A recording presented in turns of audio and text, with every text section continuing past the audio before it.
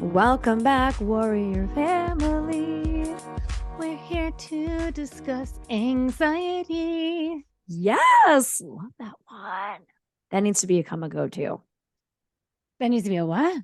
It needs to become a go-to. Oh, a go-to. Yeah. Yeah. Yeah, I think It's that's just a if good I one. remember it, you know? I know. I need to write that shit down. Yeah. All right, warriors. We are doing a mundane anxiety episode today. Mundane anxieties. There you go. That's how you know it's official. Yep. And our mundane anxiety topic today is sort of related to social anxiety. It's got like flavors of It's that. got flavors. Yeah. Got flavors of that. Maybe flavors of imposter syndrome. Oh, yeah. Yeah. Yes. These are former topics. Go back in our feed. I'm usually good about the numbers. I don't have the numbers of those episodes right now. So go ahead and scroll on back, while you're listening or after you're done listening and find those episodes if you're curious, our thoughts on social anxiety and or imposter syndrome. But the focus today for our mundane is going to be about writing professional emails or professional communications versus in-person communications in a professional setting. Yes. I like how you laid that all out. That was great. That was great. Thank you. Yeah. I liked the cringe face that you made when I said that. Can you explain why you made that face? Because I wish I could just feel comfortable being me and not feeling like I have to present as professional. Because who is defining professional? Good question. Yeah. Somebody that may not be very professional in our mind, potentially. I mean, I think that the idea of certain ways of being professional comes from like the patriarchy and 100%. men dictating, like we can't, like we have to write things in a specific way and communicate and present in a specific way or dress a specific way, right? Obviously that's changed being kids yoga teachers, right? But there was all these boundaries put on us in how we're supposed to behave in the professional world. Yeah. Like when you were just talking, I had flashes of just like exclamation points.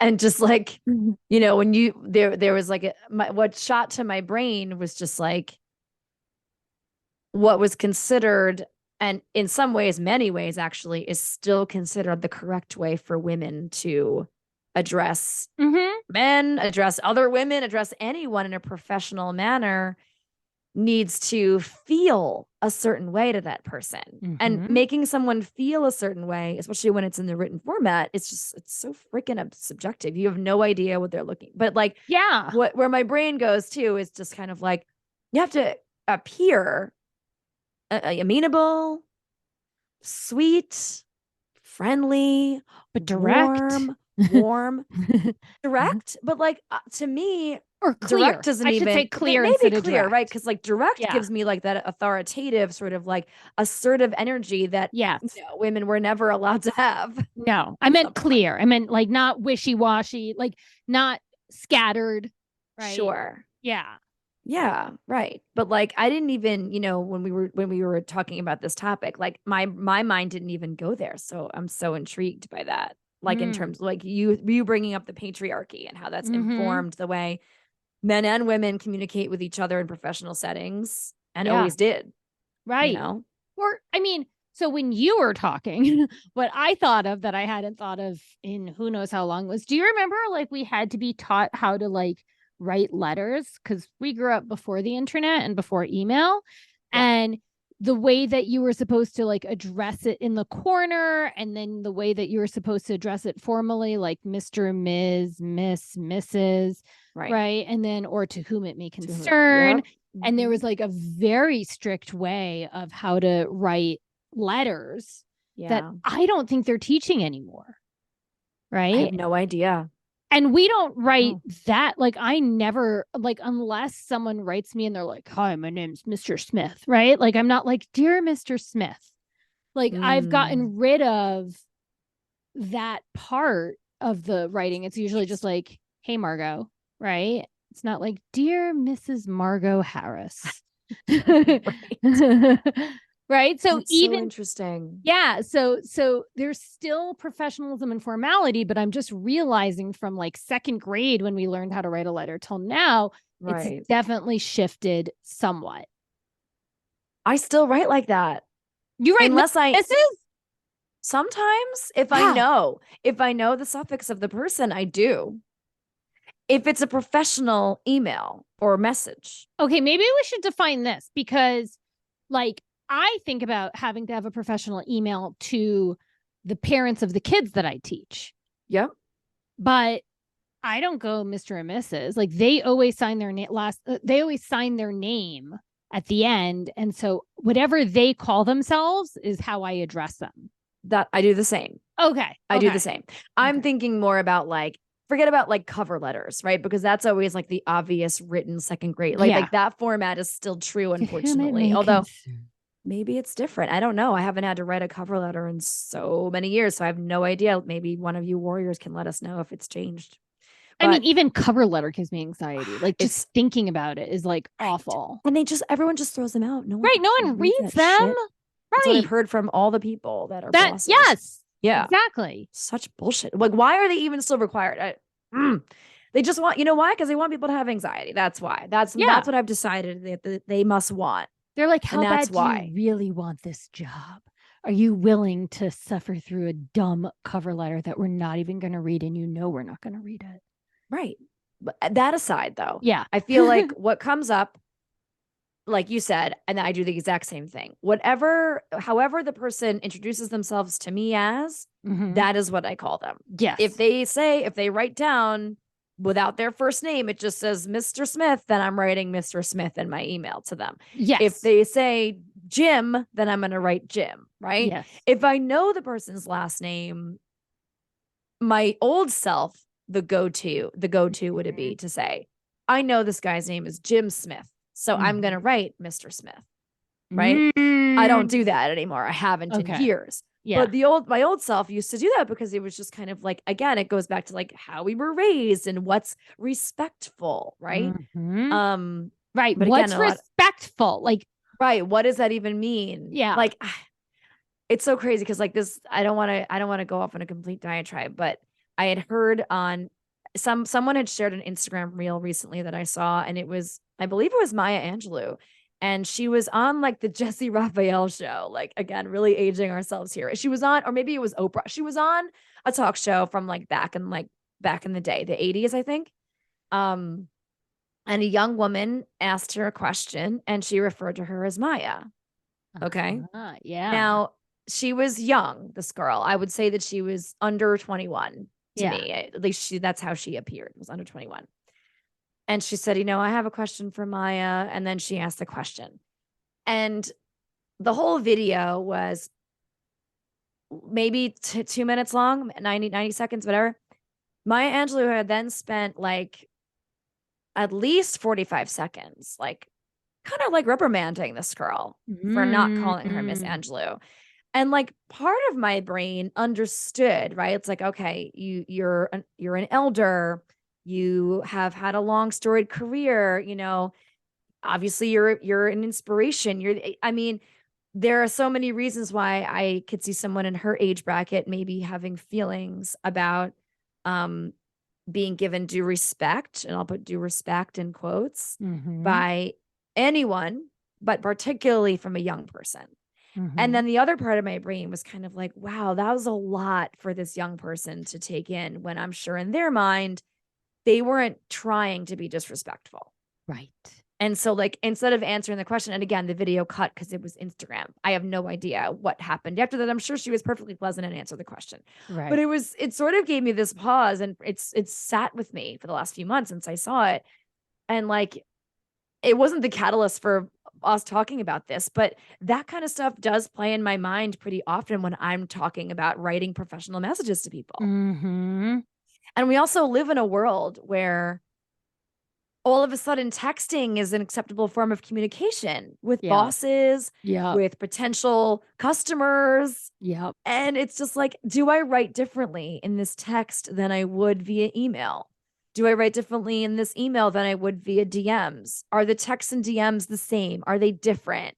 how are they different? Right. Like, Mm-hmm. and it goes back to what you said at the beginning, which is just like, I wish I could just show up as me all the time without having to worry about how I might be perceived or if I'm being disrespectful or if, Right. whatever. Right. So, Right. yeah. And do all those things, the DMs, the texts, the emails, are they the same as if you were in person? No, that's my point, I guess, is Yeah. that no, they're not the Right. same. Right. In There's like person, more yeah, effort and thought into the way that you craft your initial or response email, DM, text, whatever, than there would be if you were responding in person. 100%. Yeah. What the fuck? But there's a lot of overthinking when I know I'm about to meet the person that I've been communicating with, Yes. right? So then it's a different kind of anxiety. It's for me, it's more anxiety because then it's like, am I behaving in the way that written Margot Mm-hmm. came across to this Right. person? Right. And so Right. there's the anxiety of like, I hope this person doesn't look at me or listen to me in person and think, who's this? This Mm-hmm. isn't the person I've been talking to, Right. right? Yep. And even though I feel like I'm the same, like you said, and like we've already established here, there is an air of there's a difference. I still write in a very specific manner. I sign all of my emails, even the very casual ones with like directors of schools that I've been teaching at for years with Mm-hmm. warmly, comma, Margot. Like Yes. I'm not just writing my name or I'm leaving the name off or I'm not like, Mm-hmm. hey, so and so, or what's up, girl? Like I'm not like not that I would behave like that ever with anyone that wasn't like a friend or something or a Yeah. colleague, like a close colleague. But it's still there's still a little bit of formality in like the way that I structure what's So, written. so question for you. So sometimes I get professional emails from people to me about their stuff, right? Not about Mm. my stuff. Okay. Um, and or sometimes about like my stuff too. But anyway, but it is professional, at least in the beginning, until we're like, okay, we can stop the facade, right? Right. But but sometimes like after the first email, like I will notice maybe people don't like sign their name at the end, right? Or they don't Mm. say hi Abigail, comma, blah blah blah. They just dive right into it. And for me, I'm like, when I go to reply, I'm like, oh my God, I have to say hi and I have to put their name and I have to sign my stuff, even though they're not doing it. And I'm Yep. not judging them for that. I'm not.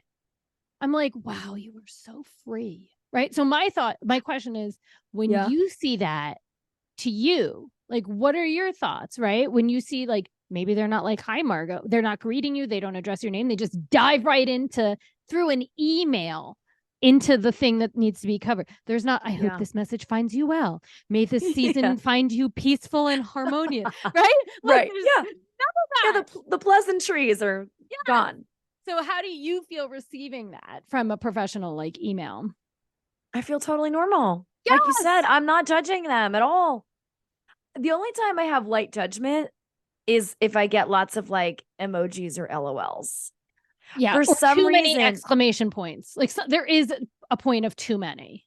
100% there's a Yeah. point of too many, which again, like we've talked about this, we've joked about this. I've shared memes on our Instagram feed about this, right? It's Mm-hmm. just like, and so many people are always commenting and relating. And so you know that this is something that flies through everyone's brain, probably, even those people that don't consider themselves anxiety warriors, just that like the overthinking about sounding happy or Yes. sounding excited or sounding congenial in Yeah. an email or a text or whatever. So going back to your question, I feel sometimes it brings my anxiety down because Mm-hmm. I think, okay, this person sees me as a peer. This person, we can drop the formality maybe. And so I'll let my guard down a little bit, but like you said, not all the way. I'm still Mm-hmm. writing my name underneath at Mm-hmm. the very minimum.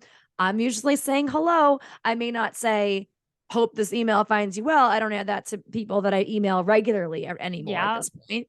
But I always say, hi, so and so.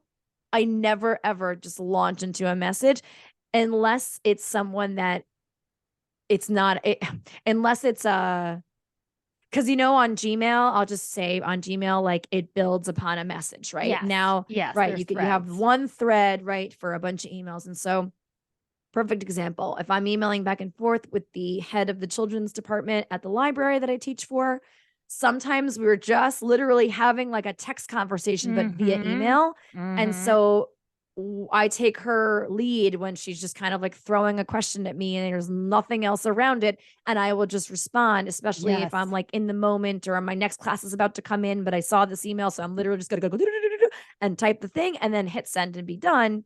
And I know because of our relationship that it's going to be accepted. I'm not going to be perceived as unprofessional. Right. And so it's like about those early interactions that are always where the most overthinking comes. Yes. It's the earliest with the most overthinking. Okay. So follow-up question. Yeah. So one trick that I do is when I get emails sometimes from parents and they're asking a question, I'm like, oh, I don't want to sound professional. Right. I'll respond from my iPhone and I'll leave the sent from my iPhone in the message because I feel like if someone knows I'm responding to an email from my iPhone, then they expect less. I do the same thing. The exact same thing. Legit. The same thing. 100% my moves. Those are my moves. All of them. Yep. It's crazy. Yeah. Right. So you don't have to overthink it. So you don't have to like go to your computer and compose an email. Right. You just respond to the thing. And I assume that they assume that I'm in a rush or that I gave them a hurried response. Yes. I might be sitting on my couch.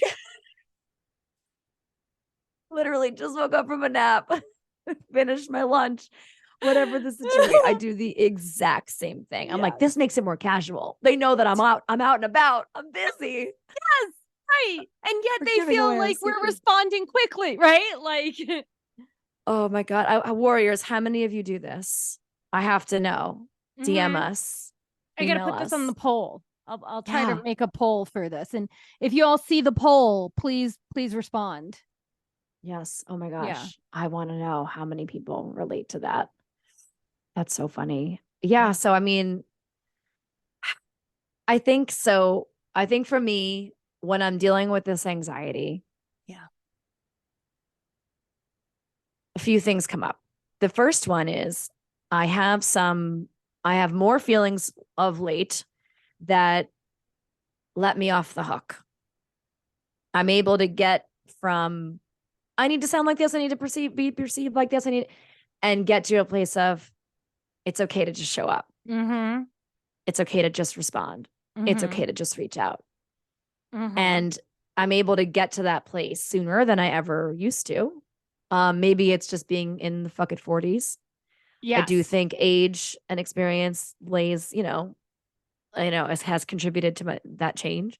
But as far as tangible things that I practice, that's the first one. It's just letting go or working hard to get to the place quicker of letting go of how I may or may not be perceived by another person and practice the assumption that I'm not being judged.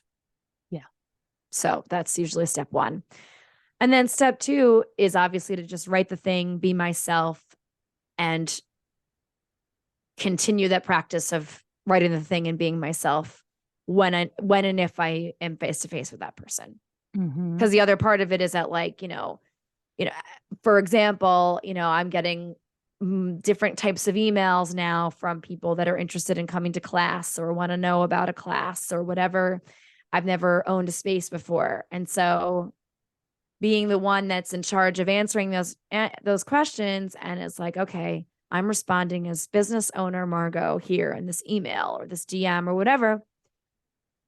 And it does change what, depending on the type of communication we're having. If it's DM, there's one type of energy. If it's email, it's another type of energy.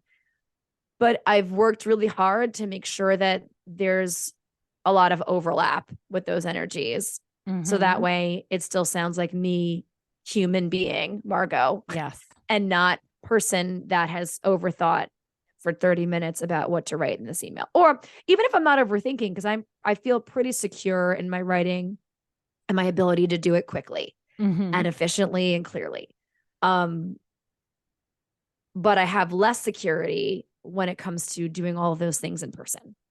And Mhm. so I have less overthinking actually when it comes to the writing and more overthinking when it comes to being professional in person, which is where I feel like the social anxiety shifts a little bit Mhm. because I have because of my social anxiety or whatever, because of the fact that I'm not diagnosed, but I feel like I've definitely got other types of neurodivergence going on, aside from ADHD. Um, I feel like there are certain elements of being in person with another person that I've just met that I was communicating with prior via email or text or DM or whatever that feels like, oh, okay, now I have to perform Mhm. like a human being would perform in front of a person. And it's so different from teaching because teaching feels normal. Teaching feels organic. It feels like I know my material. I know how to be with kids. I know how to relay this information in a way that feels tangible, in a way that's fun or light or curious or whatever. That feels good and normal from all the practice. But yet somehow practicing having professional conversations that aren't directly teaching feels really fucking Yeah. hard. Yeah. Yeah. So I was Yeah. like, all I can say, Warriors, is that it's getting better, but it still shows up. It's still a big part of my anxiety. Yeah. No, me too. I totally feel that way. Or like meeting parents for the first time. Can I be Yeah. myself? Or do I have to be a little bit more a professional, polished version of myself? Right. Right? Right. It's like we're never not ourselves. Right. Like we're not totally different people, but it's like there's an element of like holding for Yeah. me that I feel like I'm holding back stuff. Yeah. Right.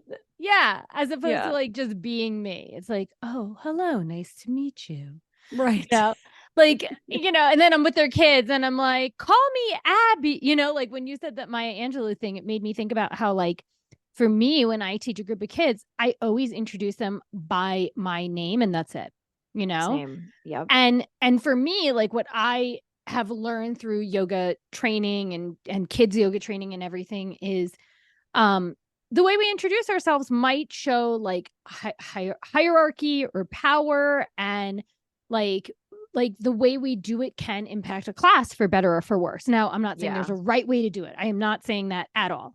Sure. But for me, I want to feel like my kids feel like they're on an even playing field with me. I'm not smarter than them. I just have more experience, right? My name is Abby. Your name is blah, blah, blah. And we're all in Yeah. this together, right? Yeah.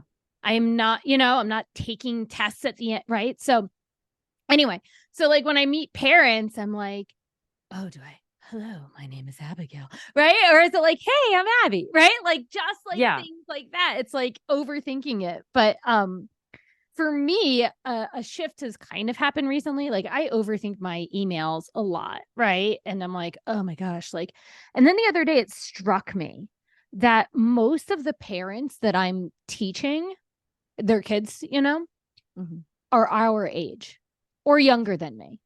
Yeah. And for my whole life up until recently, um, when I was sending emails, when I was always reaching out to someone older. Yep. And the older people have a different view of what it means to be professional than Yeah. I think what millennials view as professional. Right. Totally. And so I have started to, and this is like recent, like only like this school year, I'm like, oh my God, I'm the same age as people. Like I can be more myself. Like, Mm. like Yeah. they're just sending random ass emails. I'm sending random ass emails. Like, Because you don't have to present as older. That's what no, we were doing, right? right. I think we were trying to Yes. present as older, which translated to Mature. Like, wise and experienced and yes. smart. Yeah. Yes. And now it's like, no, we're all the same age. We all grew up at the same time. Yeah. Like, let's keep it real. We're all about keeping it real, right? And so, like, for me, there's taken the edge off of that. Still, if I'm like cold emailing someone, I am like, hello, let me send some pleasantries and let me, Sure. Yep. a cold email. But at this point, like, I'm Yep. just like, all right, let's just simplify this, Yep. right? You see the way you pick up your kids at school, you see the way I dress. I'm wearing yoga pants. Like, Yeah. like I'm not wearing some you know what you're going to get with me, right? And then so Right. that's definitely helped me a lot in just realizing like, oh my God, I am the same age, if not older than the people I'm now communicating with. Yeah. That's wild. I Yeah. didn't think I've, you saying all of that. And I'm like, oh yeah. Like, and I know that like logically, Right. and it does change. You're right. That didn't pop in my brain when we were thinking about this topic, but it's so true. So Mm-hmm. many of the people that we talk to now that are our students' parents are our age or only slightly older or somewhat younger or whatever. Yeah. Some of them are much younger. And I'm just Yeah. like, yeah. But again, it's like, but there's still, for me, then where the anxiety will still slip in. And it's not about me not being real. It's just about like acknowledging the fact that that it's their child, right? It's like Yes. you're talking about something that's the most precious thing in the Oh world to yeah. them, right? So Yes. like there's the element of just kind of like I still need to sound serious and like I'm taking this seriously because we are, right? We are. Mm-hmm. But at the same time, yeah, so there's got to be that balance of like we're all Yes. the same age or we're close, we're young, right? Quote unquote. I hope people still look at us as young, especially if they're We younger are. parents, but We're still young. young enough. Yeah. They don't know how But old we are most of the time, but yeah, what were you gonna say? okay, so this goes into the other part of professional, like when we're talking about writing to parents. Like, I love my students. I love them. I adore them. I think they're amazing. I feel so incredibly honored that I get to teach them, right? And so sometimes I like want to like email the parents and be like, I love your kids. And then I'm like, is that weird? Right? No, Like I do that shit, so I don't you think know, it's weird. yeah, it's just part of me like overthinks it. I was sending an email actually, like some family, like I teach their kids, their two daughters, once a week for an hour, right? That's Mhm. it. They gave me like a holiday gift. And so, like, I Yeah. was sending an email today and I was like raving about their kids. And then I was like, okay, wait, is this weird? Like I had to and then I like revamped it and made it a little bit more professional and less about like how much I love their kids because like I was like it's through email. Like I don't, like Right. Yeah. so there's that overthinking too. Yeah. Like, oh wait, tone it down a bit. Like Right. Maybe right. don't be It the can be over weirdo. the top. You can Yeah. show love how much you can say how much you love someone's kids without taking it too far, of course. Yeah. Yeah. And But I mean, people love to know that their kids' teachers love them. Like, yeah. I'm sure your initial email was fine, but if it Yeah. gave you pause, then you did the right thing. I wanted to text Claudia and be like, "Hey, if a teacher said this about your kids to you, how would you feel?" I mean, it wasn't. I mean, it was just like I adore teaching your kid. Like I Sounds don't. fine to me. I don't remember But what then the again, line I I do that was. shit. So Yeah, but it's like I didn't want to be overbearing in my love in an email to someone's kids. Anyway, again, an overthinking in emails when trying to be professional. yep. It's so easy to do. It's Mm-hmm. so easy to do. And at the end of the day, it's because, unfortunately, and this goes to things that aren't professional either, the things that we write down can be read in so Yeah. many different Yep. ways, Yep. right? It can be perceived by another person it is being perceived by another person through their trauma, through their lens, through the things that Mm-hmm. have affected them in their upbringing, their personal life, their work life. Mm-hmm. I mean, you literally could be saying in your mind the most benign, normal, mundane thing. And to another Mm-hmm. person, it could be severe and serious. And like, there's just no way to know Right. and the same is true when you're in person, of course. But in person, you're a lot more likely, maybe not definitely, but you're more likely to get someone's body language Mm-hmm. change or a facial Mm-hmm. expression, or maybe they say something to you directly Mm-hmm. about what you said. And so, like, you're getting immediate feedback when Yep. you're talking to a human being at the Yep. end of the day. And in some ways, that should feel easier because it's like a here and now situation where you're Mm-hmm. not just putting something out there and wondering how they perceive it or how they feel about it. And then maybe they never even respond to you, or maybe they respond immediately, right? Like when I put Mm-hmm. out, like maybe I put out a call to a specific school that I'm interested in coming to for something. And doing this long enough, you don't expect necessarily to hear back from people all the time. Sometimes you cold email people and you never hear from them because of a million reasons, who knows.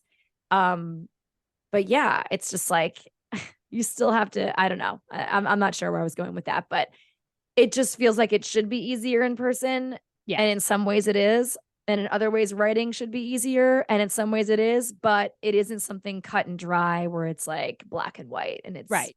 one way all the time. So Right. that's my point. That's it. That's it. Lots to think So, about. so much to think about, warriors. we are curious about how this kind of anxiety plays a role in your life, this type of social anxiety, writing professionally versus in person professionally. Do you feel like there's any kind of performance element to either or both? Which one feels easier or more complicated for you? And what are some of the ways that you practice showing up for yourself through this anxiety? If you email someone and you never hear back, does that stress you out more? Is it worse? If they respond with something horrible? I mean, I just think that, and it kind of ties into our communication episode too. Like there is just, yeah, there is just so much potential anxiety when it comes to communicating professionally and Yeah. whatever that means to you in any industry. Yeah. In any industry. Like obviously we touched a little bit on what it's like to be an independent contractor or a small business owner, you know, or working with parents or kids yoga. But I can imagine, warriors, that all of you in your industries have some kind of feelings about this. I bet everyone loves Slack. It's like the website Slack channel. Is that what you're talking Yeah. about? Don't laugh at me. I don't understand all this. How kids use these days. Slack. I am Yes. born in the wrong generation. Yes. What can I say?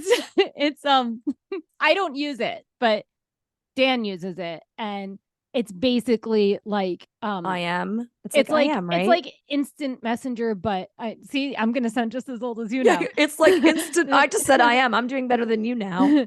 It's bitch. It's you can message people or message groups. It's like email without the email. Got it. It's direct. You're just, hey, did you do that thing? No, I didn't do that. Cool, get it to me by today. There's, it takes away all the so it's a formality. back and it's right. It's like an I am, right? It's yeah, and it's within the same company, which I feel like is different, right? Than like emailing people like what we're talking about. We're talking about emailing people from a whole bunch of different things. Right. So what you wonder, right? Is so they're warriors thinking about that. If that's you, right? Do you have a lot of communication, or is there like a work culture around how you're allowed to talk to each other or what's perceived as professional in terms of communication within your office or your company?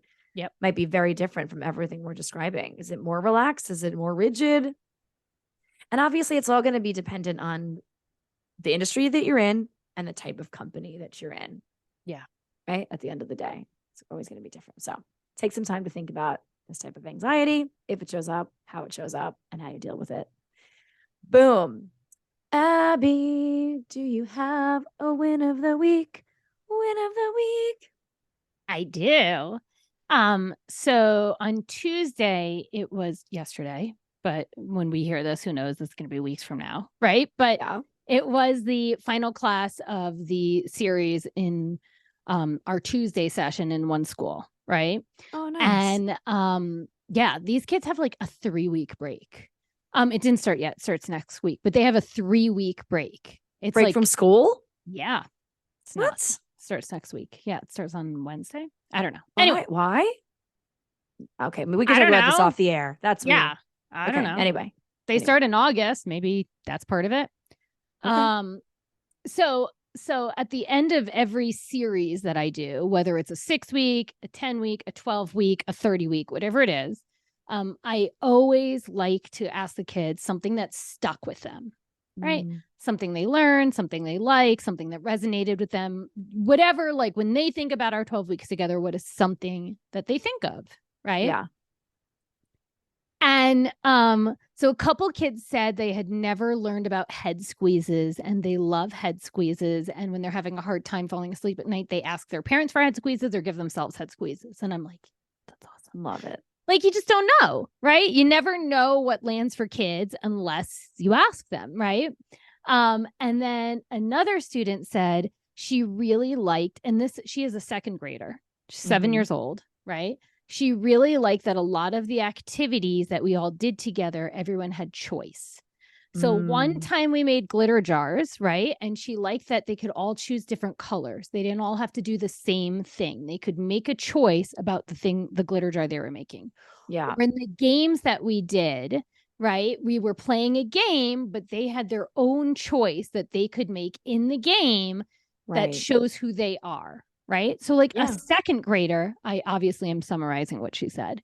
Sure. That is what stuck out to her, is that the choice, Mm, like choice in yoga, right? And that yeah. you can be yourself, right? Another one said she never knew that she could like use a Beanie Baby as an eye pillow and use that as a way to help her relax, and that she uses her Beanie Baby at home and it's like it sucks the worries out of her eyes, Hmm. right? Like, Such imagery. yeah, right? That was my heart Yeah. fluttering, just so you know. I was Oh, making images of heart fluttering. My I heart wasn't is gonna bring it up, but because it, audio media, but still, I'm like, yeah, what the fuck was that? my heart is Abby was doing opening. like little like Crab I hands mean by my heart. crab hands. Crab I hands was by my like, heart. what happened? Got it. Got it. And then another one said, these are the ones that obviously like stuck with me, that like hit my Sure. heart. Another one said that she really loved the games because they helped her feel calm, right? And Okay. I said, oh, that's really interesting, because some of our games were not low energy. They were not quiet. They were not still. Like, Right. we're like laughing out loud. Like, I mean, I had some serious belly laughs with these kids, right? Like, Yeah. it's sometimes the games are super chaotic. Sometimes the games are, super like intentionally to see how we navigate feeling overwhelmed or navigate feeling rushed, right? So Mm-hmm. not all of them were calm, quiet games, but she said that she really liked the games. They helped her feel calm. And when we talked about it more, right? Because I'm like, oh, tell me about that, right? Um, it's basically that the games that I offer, which I think a lot of people in yoga offer, there's no winners and there's no Mm, outs. And we're playing yeah. the game simply to play the game and have fun. Yeah. And because there's no pressure, she felt calm even when the games weren't calming. And I was like, Yeah. right? Massive. Like all the themes that I'm trying to teach kids, but I'm not explicitly saying, right? I'm not Mm-hmm. like, we're going to play a game without outs and winners so that you can learn how to have fun in games with your peers, Yeah, right? right. This is the goal. Here comes the objective for this game, kids. Yeah, right. Hey, Yeah. first graders, pay attention. Like, Yeah. Eyes up here. Objective time. but they all got it. They all picked up on that there's choice Right. in yoga, that you can be yourself, that there's tools to help you with your worries, there's tools to help you fall asleep at night, right? And they like all like communicated that on our last class. And so that is Beautiful. my win. I am like wearing that on my heart. I'm going to make a reel Yeah. about it at some point for Instagram, right? Like that Do feels it like a win. today. I'm going to try. Get it done today while it's in your heart still. Yeah. Yeah, so I can do In crab this heart. fresh, yeah, in this fresh way. Yeah, in the real, you have to do this crab Crab heart. crab heart. That makes my heart smile. It's Thanks. yeah, just because I do this work too, so I see how important what we do can be and what an impact it can have, and just having that feedback in real time is just some of the most Right. heartwarming We stuff don't that we always can know have. what lands for we, even when we Yeah, ask, we still don't know. And unless parents tell us anything, we don't know, right? we don't So know, right? these little moments where they share like a glimpse of Yes. their takeaway from a yoga Mm, class is like amazing. yeah. Maybe I'll just take this clip of me explaining it and You turn it into a should. reel. Maybe I'll do that. Well, you didn't ask my permission, but I guess it's fine. I I need could to cut you sign. out. I I want to could cut you out. You want to be cut out? well, just you're gonna hear me talking regardless. So that'd be really weird. That would be weird. Just like a floating voice in the orb. Yeah, I just a quick aside, and you can cut this part if you want, but I had a parent tell me a couple of days ago. She was like, I came back. She's like, I wasn't sure if my toddler was gonna be able to do this, but I came back because I heard her saying affirmations in bed the other night. Right. She's 2. And Yeah. I'm just like, yeah, exactly. I'm like, this is all the affirmation I need to know that I'm Yes, doing the right thing, right? And that's the thing too, is exactly. that it's a win for your kids, but these are all the best good shit is also good shit for you, right? Like, Mm-hmm. which is what makes the win even more special. So I love it. Love that Yeah. win. Beautiful. All right, warriors, we love you so much. Thanks for hanging out with us for this mundane episode today. If you'd like to connect with us for any reason, join our Instagram fam. We're at Anxiety Warriors Podcast. Shoot us an email at anxietywarriorspodcast@gmail.com. Please take a second and smash that 5-star rating on Apple Podcasts, Spotify, or wherever you're tuning in. You can like and subscribe to our YouTube channel. Our episodes are uploaded for you all over there. And click the link in our show notes to head on over to our Threadless merch shop and grab yourself something fun. Do it. Do it now. Yeah. Stay warm and cozy with an Anxiety Warrior sweatshirt, right? They're so comfortable. They're so And comfortable and cute. Get one by you by the fire, right? Showing that you are an anxiety warrior. Warring it. How do you say that word? Worcestershire sauce. Yes. Through the winter. You're a winter warrior with Anxiety Warrior merch. Goodness. Yes. All right, warriors, do it. Yes. Thank you all. We love you. Thanks for going on this journey with us. We're grateful for you all. Till next time.